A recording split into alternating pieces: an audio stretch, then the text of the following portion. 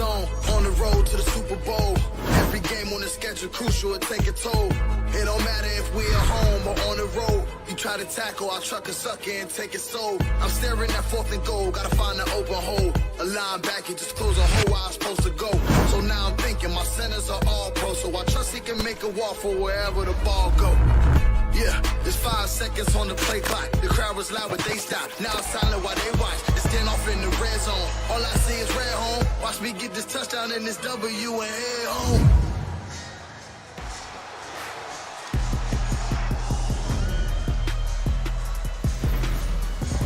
Welcome back, ladies and gentlemen, to a victory post-game show presented by Callahan Motor Company. The Cowboys raise the roof over there at AT&T Stadium and walk away with the victory, 25-10. Defense is killing it. Rush keeps it moving. It wasn't as clean of a game offensively, but it doesn't matter. You got the victory, man. Cowboys move on 3-1, keep up with the Eagles, who are 4-0, and the Giants, who are 3-1, which is crazy to think about. The NFC least, and you got 3-1, 4-0. You love to see it, but you love to see the Cowboys walk away with this victory. Jesse, how you feeling? I'm feeling great. Any victory with Cooper Rush at the helm is big money, because when you get to your quarterback, your backup quarterback, you're normally supposed to win 3 in a row, 4 in a row, maybe 2. This is 3 in a row for Cooper Rush. So while we'll break it down and give you our thoughts on the game, this is bonus money right here. This money right here is jamming over. Yeah, they are jamming. This money right here is just supremely bonus money, because you're getting victories that you didn't think that you were going to get with your backup quarterback. So Cooper Rush, 3-0, 4-0 if you're dating back to last year.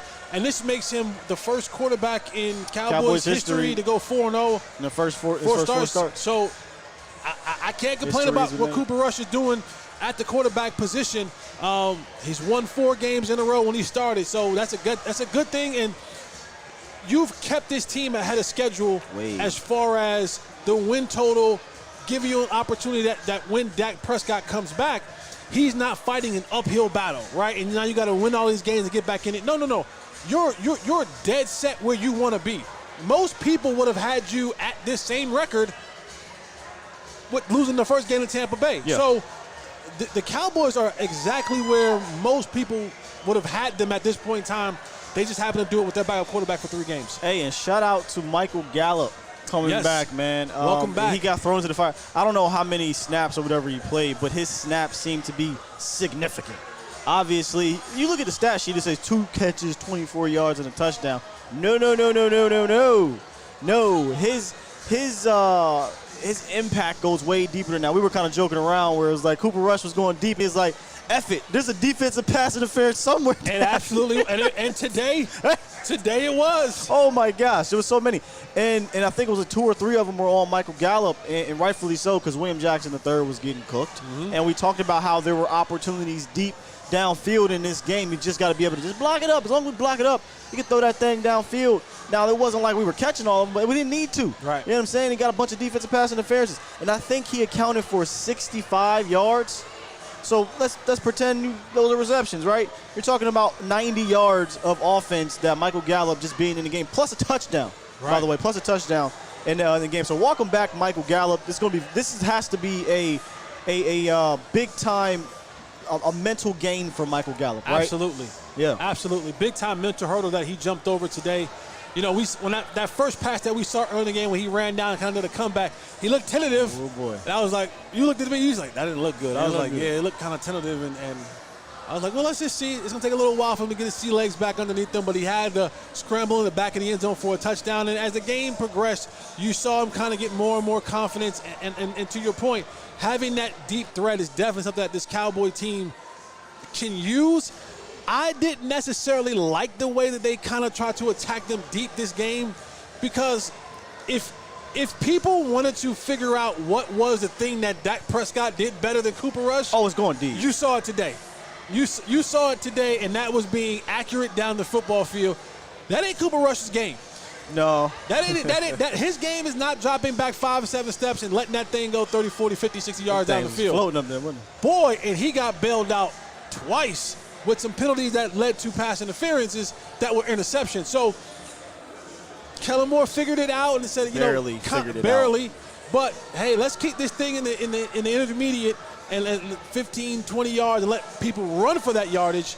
But you saw today why having a quarterback like Dak Prescott in there when you want to go to some of those deeper passing routes. I definitely want to get to Kellen Moore and the movement of the offense. But, again, this is the post-game show. Cowboys win 25-10, presented by Callahan Motor Company. Callahan Motor Company is the finest, most quality-oriented pre-owned dealership in the DFW area. As a family-owned and operated business, they've served the public since 2009. From sales to trade-ins to finance, you can count on Callahan Motor Company with over 150 vehicles regularly in stock and over 25 different brands. Callahan Motor Company has the perfect car for you, so drop by the dealership in Keller, Texas, or visit CallahanMotorCompany.com to find your ride today, y'all. So I want to get to the Kellen Moore thing here. Or because we'll look at the tape tomorrow and throughout the week or what have you, but there's two sides to this that I want to touch on. The script did not feel clean. yes, The script felt very clunky this game. Again, what we talked about in halftime kind of played itself out in the second half. You really didn't see them do the things you saw them do last game. So there was a script and a game plan, and maybe we'll know more about it tomorrow and whatnot. The other part of it is, for the third game in a row, you did remain balanced. Yeah. Now, a lot of that could have been because of the lead you got later on in the game, and it didn't seem like there was too many. Get your hand off that trigger, because there was moments in that fourth quarter. I'm like, why are we throwing the ball, dude? Right. But hey, 27. We'll call them 27 rushes. Cooper Rush rushed 2 times for 7 yards. 27 rushes, 27 pass attempts. Check. 3 games in a row, you remain balanced. That's the approach you have to have, not only with a backup quarterback, I think with this team in general. Period. I think with this team in general. So there's two sides to Kellen. There's it wasn't as clean as you would like it from a play calling standpoint, but somehow they did remain balanced. Kind of your takeaway on this game call here. Yeah, I don't have a problem with the balance, right? But again, let's not run just to run.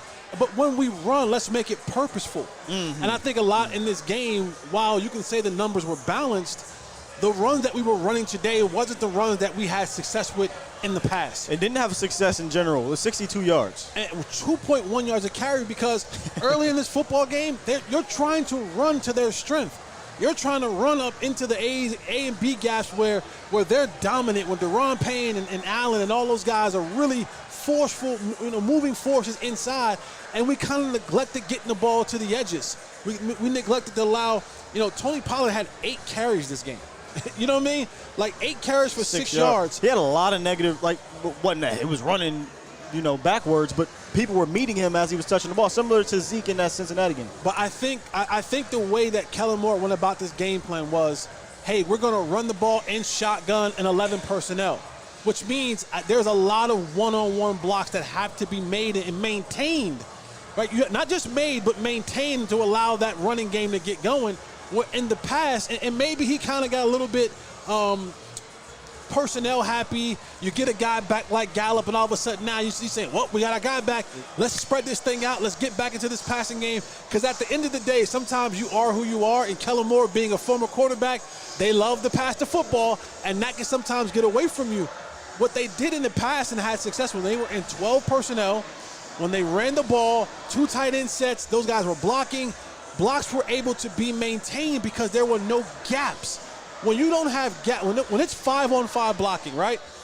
If a guy creates a seam, you have no help. There is no another body against you, because he's fighting over here with his dude. But when you go 2 tight end sets, and now what you had, you've created this level of, hey, we're staying on the line and the holes are opening up, but we're not creating gaps, and there's not this level of separation across the line. I think Kellen Moore got away from that in this football game And that's why you saw the run game have a little bit of a struggle today to get going. I can't wait to see the numbers tomorrow on the play action as well, because where you do have success, even if you're not having success on the ground, is in the play action department when you remain committed to running it. Now, again, I don't know how many of those carries came in the fourth quarter last 2 drives, but once again, you see the effects that play action can have no matter what. And the biggest play of the game probably was the play action pass to Noah Brown. Out of what? Out of 12 personnel. Do a play action. You send them deep on a toasted secondary. I got 2 reads. I get to my drop. I'm protected. I'm either going here or I'm going there. And what did he do? He had it right where he wanted to. So everything worked in that situation because you went back to what was profitable before. Yeah. And I don't know why he went away from that early in the football game. I'm not sure either, man. He gets a little bit trigger happy, but overall it was an efficient enough game. Only 15 completions, but those are where they were efficient completions. 223 yards, 2 touchdowns. You don't have any. I know they had the 2 turnovers, but they got called back, so that counts, right? No turnovers, and only sacked again 1 time. The protection definitely was kind of breaking down a bit throughout the game, but then it cleaned up as you kept going. And I think that's because once you start getting a lead, they can't kind of pin their ears back anymore, because now you're like, all right, I got to defend against this run. They might run play action, or I can run 2 tight end sets and things like that. So, again, the offensive line did enough from a pass protection standpoint once the game kind of got, I hate to use the term out of their way, but once you got up, I think it was 15-7 at that time, or 22-10. You're like, oh, yeah. It's all right. This game's over, right?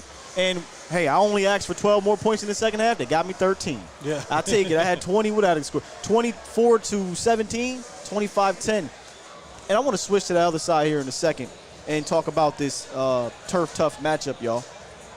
Real quick, let's get the turf tough up here. The turf tough matchup was Carson Wentz against Trayvon Diggs. And before I get to the turf tough matchup, y'all, if I can find the turf. Where you at, turf tough? There it is. Turf tough. Yeah, I already got that one. Oh, you got that already. Oh. This is how you live broadcast, baby. I look for the turf tough matchup. Well, the turf tough matchup. Here we go. Turf tough matchup was Kellen Carson Wentz versus Trayvon Diggs. Before we get to that, man. He has not been drinking. There's been no drinking going on while we were watching the game. Just water, I promise you. And a little bit of Sprite. Spike my Sprite, man. Spike my Sprite. Don't spend hours every week mowing your lawn and spending thousands of dollars every year on lawn maintenance just to have your yard that dies in the summer and gets muddy when it rains. What if I told you that you could save all of that time and money, all while having a yard that looks green and clean as the Cowboys turf they play on? Well, thanks to DFW Turf Solutions, your perfect lawn is only a call away. DFW Turf Solutions is the #1 artificial grass company in the DFW area. They only install the highest quality residential turf at your home. So give them a call, all right? DFWturf.com, or you can visit them in Dallas. Carson Wentz, Trayvon Diggs. Let me just tell you something about Trayvon, man. I can't wait to see what the numbers are on these yards, because everybody got on him about yards, but I'm going over here looking at old Terry, Scary Terry, whatever you want to call him. I see 2 catches for 15 yards. Yeah. I see 155 total, 170, whatever, 170 total yards passing for Carson Wentz. I see a passing defense that hasn't allowed 200 net passing yards in 4 games. This is 2022. 2022, they haven't given up 200 net passing yards yet. I think we need to start giving a little bit more credit to this pass defense, not just the pass rush, but the secondary. And shout out to Deron Bland. I know this is about Trayvon Diggs, so we'll do that. But shout out to Deron Bland. But Trayvon Diggs absolutely put the clamps on Scary Terry, and when he needed it the most on 4th downs for them to score or get it first, he had 2 crucial pass breakups. Let's talk about Trey for a little bit. And I don't want to crap on anything that the secondary is doing, because they're doing what they can do and doing what they're supposed to do. But I think a big reason for that is this pass rush. Sure. So, I mean, I've always said that they've been tied. you have a good secondary. Chicken and egg. What, huh? Chicken and egg. You know what they call it? Yeah, sure, I guess. Yeah. Your old chicken and egg. Who's responsible? Yeah, sure, absolutely. I think it's chicken and pig. Right? Whatever it is. Yeah, who's one of them sacrificing country, most? One of them country sayings. One of them country. Hit us up on what to call it. One of them country sayings that y'all say. But my thing is that when you have a pass rush the way that they have a pass rush with Micah Parsons and Basham and Osa and Tank and all those guys up front who are pressuring the quarterback at an astronomical rate. I mean, just last week 30 pro pressures. I didn't see what it was this game, but I mean, it's probably going to be somewhere in the 25 plus pressures in this game. That quarterback does not have time to go through all these reads. No. When you go back and you watch this film, watch Carson Wentz. He looks like Luka Doncic or Dirk Nowitzki, the way he's fading away throwing the football. Every time you see him throwing the football, he's never standing upright in the pocket delivering the ball like this. It's always a back pedal and a fade away, and he's kind of like, now he has the arm talent to do it, but it's just like, I got to get away from this pressure. So, fall, man. I got this. Trust me, I ain't going to fall on live TV. Boy, that'd be a wrap. But Carson Wentz was doing this type of thing all day long because of that pressure. And then that always allowed that secondary to come in and do what they're supposed to do. But push out to Trayvon Diggs and Deron Bland and Donovan Wilson and all those guys in the back end, when they try or they do get time to make plays from the quarterback position, they have been stepping up and shutting all that down. And today was a great example of that with Trayvon Diggs saying, Scary Terry, I know it's October. Locked. I know it's Halloween. Boom. Locked. I'm the boogeyman, not you. I believe this is 4 games in a row now. They've only given up 1 touchdown. Is that correct? I think four games in a row, 1 freaking touchdown. I mean, I don't know what people are saying out there. I don't really listen to too much of the national media, and it's only been 4 games, and I know you kind of have to kind of reel things in sometimes, but I'm ready to go out on this dang on limb and say this is the best defense in the NFL. And I know it's Carson Wentz, and I know it's Daniel Jones, but again, Joe Burrow, Tom Brady, they scored 1 touchdown in those games. Yeah, no, I think they're in consideration. If not, I think Tampa has a really good defense as well. Yeah, of course, I can't. On each level, in the front, the middle, and on the back end. But make no mistake about it, they're in the top 2 or 3.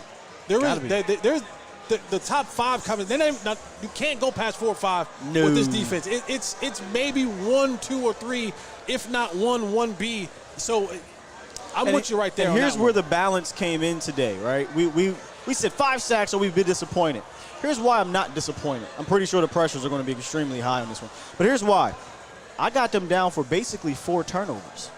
Now, you're like, what you mean, Sky? They only had 2 interceptions. Yeah, they had 2 interceptions. But the Washington football people were 0 for 2 on 4th down. Yeah. That's a turnover. That is. It won't go down in the stats as a turnover, but those are turnovers. So if you can get them to turn the ball over or go on downs 4 times, I would definitely take that over 4 more sacks. Right. No, and I'm that's with what you. happened in this game, man. They didn't get to Carson Wentz 10 times or, 9 times like the Philadelphia Eagles did, but they got the ball back 4 different times in this game. And that's all you can ask for. And again, 19 points, 17 points, 16 points, 10 points. This thing is just going down. Yeah, no, absolutely. And today, one thing that I will give praise and kudos to, we actually won the penalty battle. We had 4 penalties for 20 yards. They had 11 for 136. I don't have the numbers, but I don't know if there was many games that we played in the last 15 to 20 games where we won the penalty battle, and we won it by a large margin today. 11 penalties for 136 yards for the Washington Commanders, 4 penalties for 20 yards, which means they was only of the 5-yard variety for the Cowboys, and it didn't cost them. It wasn't stalling out drives. It didn't bring back big plays. And if you continue to clean up those things and you get your quarterback back, now you're talking about something special. I think this is 3 games in a row here where their penalties have been. I mean, I could be wrong, but it felt like they were less than the other team, or it felt like they weren't 10, 11, 12 penalties. I know 5 was last week, if I'm not mistaken. 5 this week.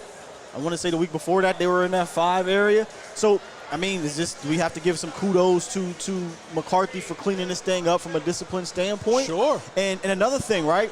When you have your backup quarterback in, when you're playing with guys out injured, there's 2 things you can't do. Commit a ton of penalties and turn the ball over. When the hell is the last time that they've actually been knocked for a turnover? Week 1. Now, I understand they had a bunch that could have went their way in Cincinnati. I understand there was technically 2 this game, but it got called back. So, technically in the stat sheet, I don't think – no fumbles. You know, the interceptions are called back. So, they've not only won the penalty battles, they're winning the turnover battles. And in 2 of these 3 games, they won the special team battles. The little things that you talked about, remember? Yeah. You said a lot of teams seem to do the little things against Dallas. The Cowboys seem to be doing the little things against these teams now. And if they can do those little things right, then it'll all come together at some point, and you'll start seeing more consistency, at least from the offensive side. The defense, I mean, let's just be honest. How can you argue it not being one of the most consistent defenses in the league? Yeah, their defense is really good, and they're going to continue to be good as long as they keep those guys healthy. You know, and they have a great rotation.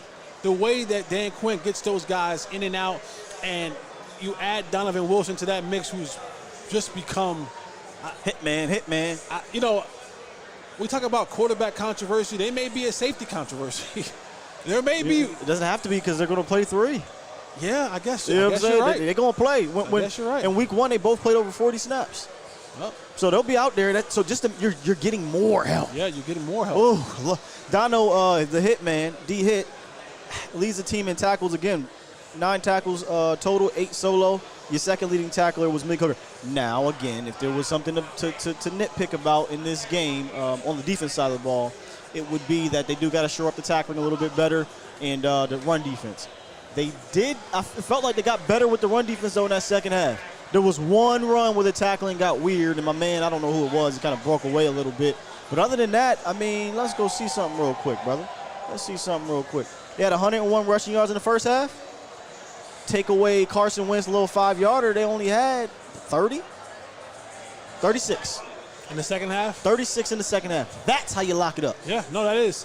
That's absolutely how you lock it up. You know, but again, you got to just make sure, because, and I'm not trying to look ahead, but when you start playing the really good football teams. Now, that's something to talk about. You know what I'm right? saying? So it's like, you can't let these bad teams hang around. That's what the Cowboys did for the most part. Yeah. And even today, you know, midway through the third quarter, it was still a toss-up. It was still a toss-up any way this game could go, and I just want them to 10-15 to shore up football games. To early in those games, get touchdowns. Don't get field goals. Don't look at that as something that's going to be able to just say, hey, we'll figure it out or we'll get it back. And you had a great point that you said at halftime is stop making our defense have to play perfectly. Yeah. Because eventually they're not. 1 or 2 times or 1 or 2 series a game, they're not. Something's going to happen. A guy may go down or go out, a blown cover, someone slips, Stop making them have to play perfectly so much of the game because you're not doing what you got to do. What's up, my brother? How about them Cowboys, man? Because you're not being able to get down there and score points when you need to. So, you know, give the defense a break. Allow them to have a mistake or two and not have to play perfect football, especially when you start playing those really good football teams.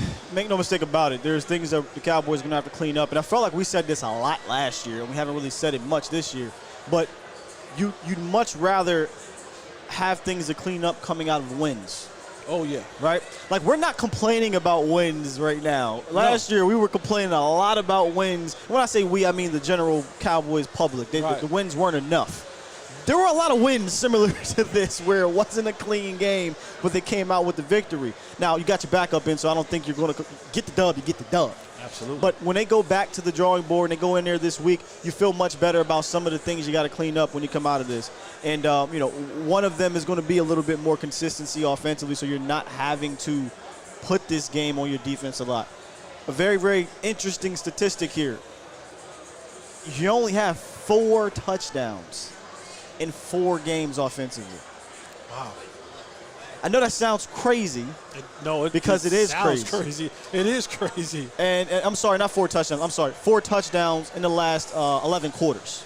Okay. They scored 2 touchdowns in the first quarter of the Cincinnati game. My bad. Okay. 4 touchdowns in the last 11 quarters. That goes back to what we were saying. You got to punch these things in the red zone. You got to get touchdowns, not field goals can beat poor teams. Right. Giants and whatnot. Field goals ain't. Think about this for a second. You think you'd have beat Cincinnati with field goals in those first 2 drives? No, right? What'd they do? Score touchdowns. No touchdowns. They're about to come up against a couple good teams here. So they're going to have to punch these things in. No matter if it's Dak next week or Cooper Rush next week, that's something that they'll go back to the drawing board and say, hey, we got to figure this out because we're just not getting off to good starts, and we're not putting together a collective total performance on the offensive side of the ball where our defense is. Let's just be completely honest. Your defense is giving you one off series. This is no joke. One off series a game. Right. That is hard to keep. As much as I love this defense, that is hard to keep up, especially when you're going to get better opponents moving forward. Man. Yeah, you're talking about the Rams and Philadelphia. I mean, Philadelphia was down 14-0 and came back. So like it was nothing, yeah. Talk about scoring touchdowns. You're going to have to be able to not just hold on, but really go on out there and put your team ahead. Now, you know, the Rams, that's going to be a challenge. That's going to be a game when you look at that and go, all right, they're going to scheme things up. They have a really good quarterback.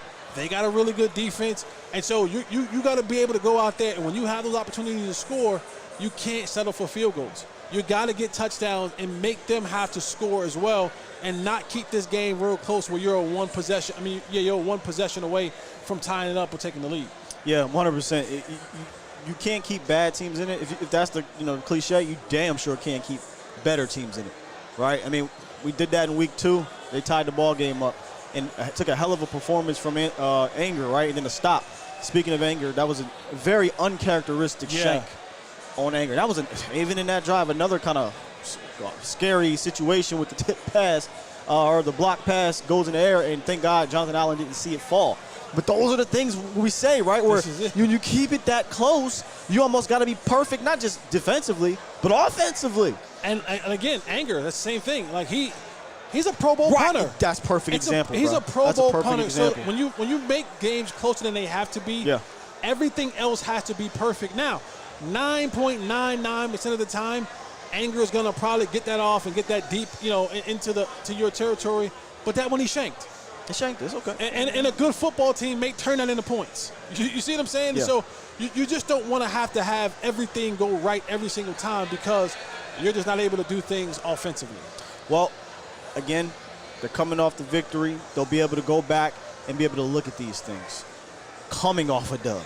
Yes. And I think if there was a silver lining in this team kind of having its up and downs, right, it's that they're winning through them. And they're only going to get, in my opinion, from a personnel standpoint, they're only going to get better because Gallup is now back, right? J-Ron Kearse will be coming back. Dak Prescott will be coming back. We saw McGovern come back. We'll look at the tape and see what happens here. But nonetheless, even if he struggles some here and there, that's more depth that's coming back, right? So you're getting these players to come back, and you're pushing through this storm. It was D-Law had an interesting quote. I think he has it tattooed on him, something about a storm coming to you. You say you don't run away from it. You either go through it or around it. Some variations of it. But the Cowboys are doing that. They're pushing through this quote-unquote storm of whether it be injuries or adversity. And that's another hat tip to Mike McCarthy. Yeah, and to speak about injuries, we saw Micah Parsons go out at some point in time in the game. It looked as if it was a back injury, but he came back in the game. Oh, he did? Okay. He came back in the game and had some snaps. Now, he didn't look as explosive as he normally looks, but, that's the thing that's why these wins are so important. Oh, yeah. Because you just never know. Today, Zach Martin, what happens? He twists his ankle stepping on the foot of his own teammate. They were coming around the corner, and he ran into Tyler Smith, and he stepped on his foot, and he twisted his ankle. Now, Zach Martin came back in the game, but you just never know at what point in time where a twist may turn and it may be not in your favor. Micah Parsons goes down with what seemed to be an apparent back injury. That's what a back injury looks like, right? Now, it does look like stumbling and falling and all that kind of good stuff.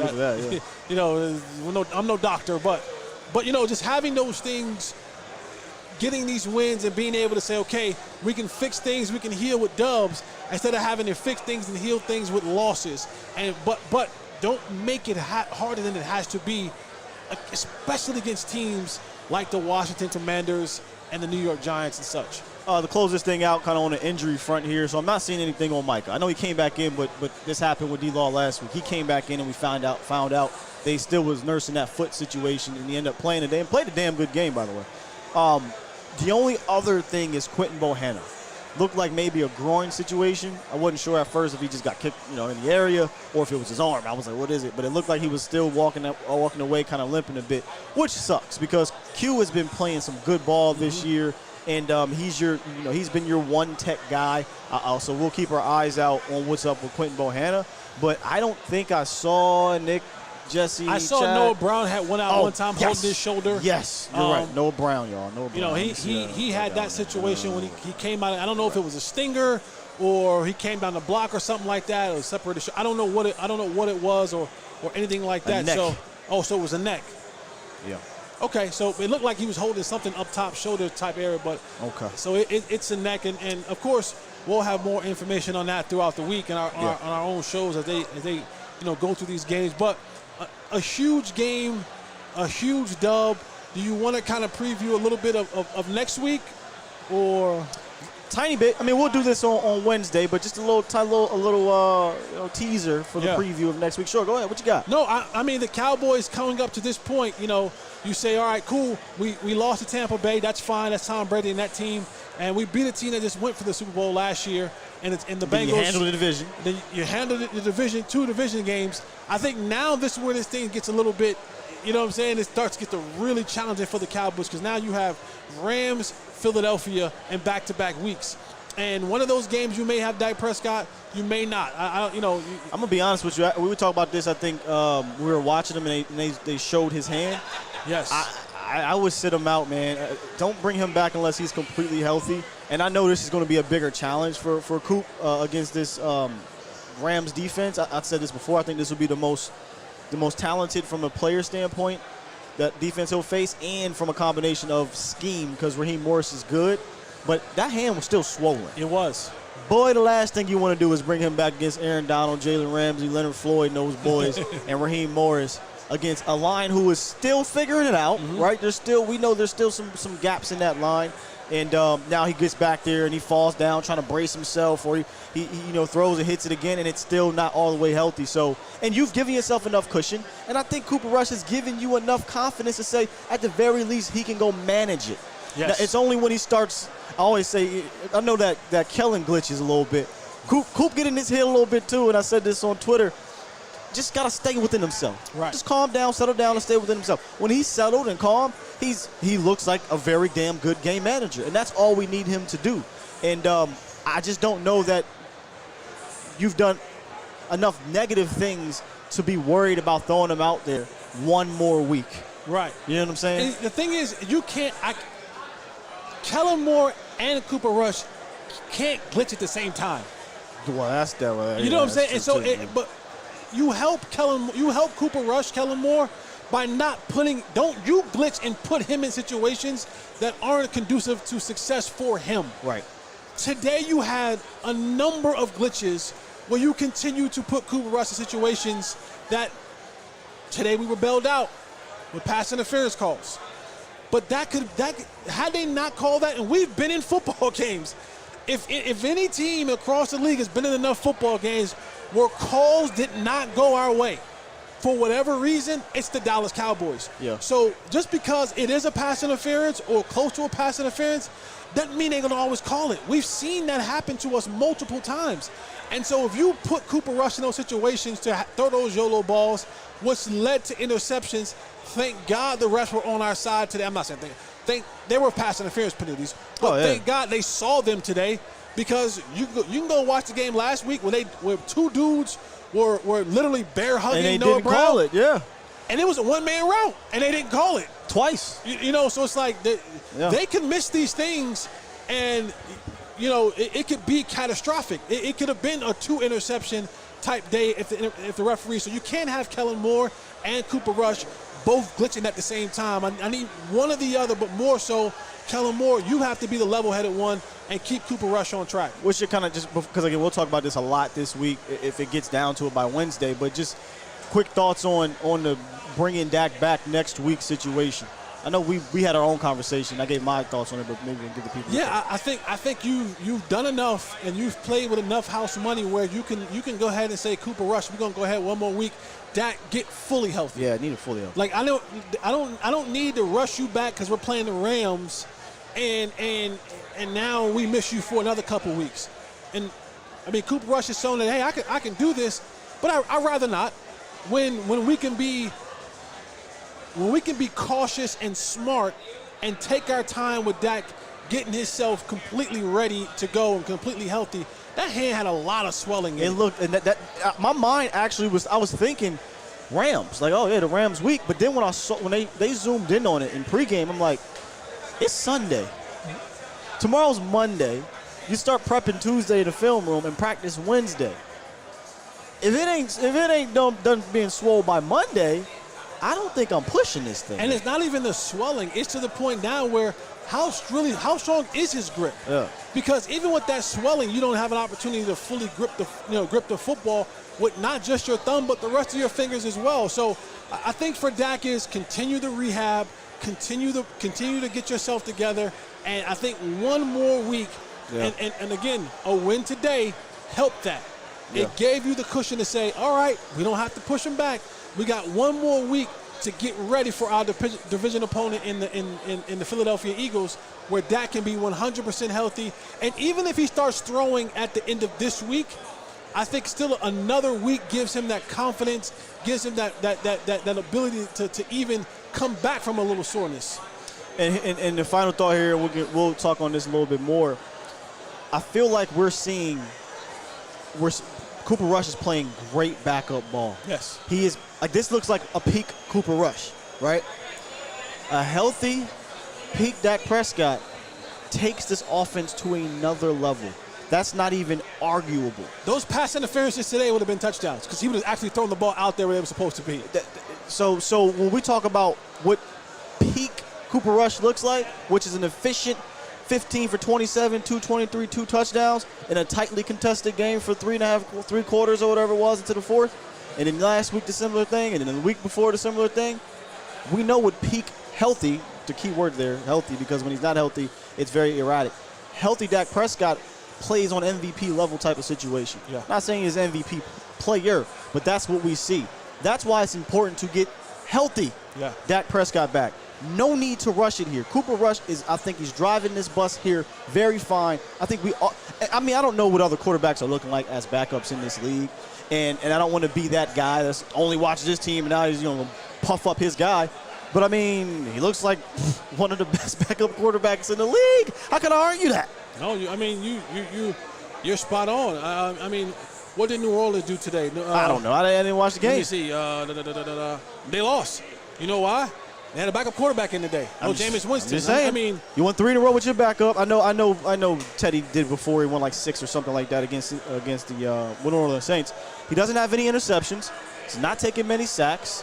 He's making timely throws. He's scoring enough. That's all you ask for your backup, right? Do enough for me. And I think Cooper Rush is doing that and some, and he's performing well. So I think this is about peak Cooper Rush, right? I don't know that you're going to get a guy that's going to just toss the ball around the field and you're going to score 30, 40, 50 points a game, right? Not 50 points, but you know what I'm saying? Right. Get those crazy outputs. But this is what you want from your backup. Now let your quarterback get healthy, that you know when he's healthy and he's playing at the top of his game, this takes not only your offense, your team to another level. Absolutely. Point blank period. And that'll be my final thoughts here on this 25-10 victory. Dallas feeling good, 3 in a row, going into 3-1. Big game next week. Can't wait to break it down, man. No, I can't wait either, man. This victories always feel good, no matter how they come. We get a chance to celebrate this. They get a chance to celebrate this. It makes the week for us covering shows a lot better. Oh gosh. But again, the Cowboys have done what they were supposed to do. You're supposed to beat bad teams in this division, and coming into this year, the Washington Commanders were a team that you looked at on the schedule and said this should have been a dub. Yeah. And today they continued down that course of the team that they're supposed to beat, they beat, and those who may kind of be on the line, we'll see what happens there. But I look forward to seeing what's going to happen next week with the Rams. That's going to be a great challenge. Litmus test. Remember we talked about yes. like a lot of we had like test games or whatever. Yes. This is another one of them ones. And and more so if you have Cooper Rush playing in this game next week, I think it's more of a litmus test for our defense. Because if anything that Cooper Rush does positively in that game is a bonus. it's growth. It's keeping us in there. But I think this is going to be a really, really, really big litmus test for our defense when you're going up against an offensive coordinator who arguably may be one of the best, if not the best, in the National Football League. That's a good point. You have the Triple Crown winner at receiver in Cooper Kupp. You have a quarterback who has the arm talent to make all of the throws, coming off a Super Bowl. So I think defensively, this is going to be a huge test for Micah and company to show, hey, we're not just beating up on bad teams. We're not just pressuring bad quarterbacks. We're not just pressuring teams who are trying to rebound and rebuild. Bad offensive line. No. We bringing this type of noise to any and everybody, to steal a Jason Garrett term, in the parking lot, on Monday, on Tuesday, whenever it is, we ready to bring this thing. So I think it's a litmus test more so for this Cowboys defense to really feel good about themselves, to see where do we stack up? Where do we stack up against a team that just won a Super Bowl? Like 7 months ago, just won a Super Bowl and is in the running for winning another one this year. Right. Hey, man, pack that thing up. Put it on loop. Put it on the carry-on. Loop, bro. Put it on the carry-on. Don't put it under the plane. Don't put it on the bus. Put it on the carry-on. Bring it with you. Fly that thing to L.A. Don't even put it in the overhead. Put it underneath the seat at your feet. Put your foot through the book bag strap and put your foot on the ground, so just in case there's a little turbulence, it don't roll away from nowhere. you. No. Pack that thing up. Put it on the put it as your carry-on and get on there. Put it on a loop. Jesse Holley. Skywalker still, man. This is 3 in a row. We can do this. All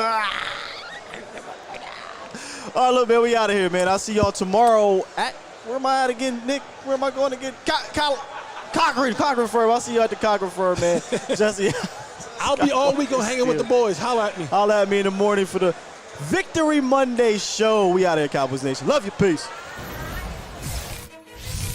I'm in my zone, on the road to the Super Bowl. Every game on the schedule crucial, it take a toll. It don't matter if we at home or on the road. You try to tackle, I'll truck a sucker and take it so. I'm staring at 4th and goal, gotta find an open hole. A linebacker just close a hole where I'm supposed to go.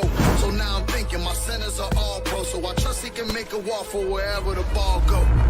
Yeah, there's 5 seconds on the play clock. The crowd was loud, but they stopped. Now it's silent while they watch. They stand off in the red zone. All I see is red home. Watch me get this touchdown and this W and head home.